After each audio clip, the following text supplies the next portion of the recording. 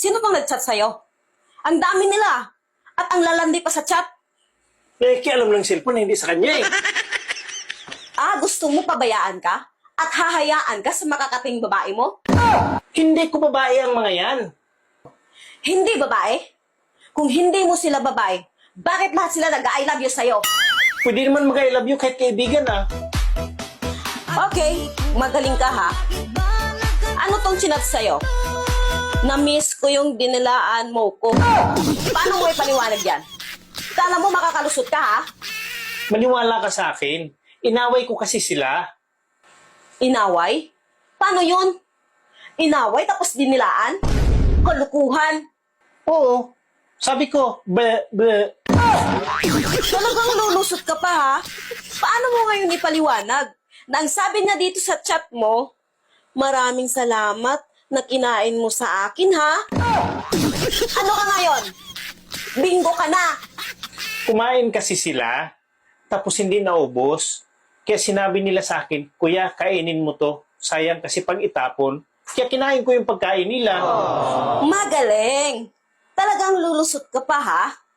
Bakit ang sinabi niya dito, punta ka sa bahay, na-miss ko haplos mo?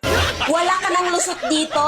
Haplos pala, ibig sabihin, hinimas mo? Alam mo naman na manghihilot ako eh. Nagpapahilot kasi siya sa akin. Kaya yun yung ibig sabihin niya na haplos. Hindi ka talaga mauubusan ng katwiran. Malandi talaga ang mga babae na yan. Sino ba talaga ang mga babae na yan? Catherine, Catherine. Rinrin, Renren. tsaka Shasha. Shasha. Hindi ko naman kilala ang mga yan ah. Anong palayaw nila? Palayaw lang ang kilala ko sa mga katrabaho ko. Fatima, Ma. Ang palayaw. Catherine, Cathy. Rin. Shasha, Sha. Yan yung mga palayaw nila. Katrabaho ko nga ang mga yan. Kita mo? Makakati talagang mga babae na yan. Hindi naman. Mapanghusga ka eh. Anong mapanghusga? Basahin mo nga.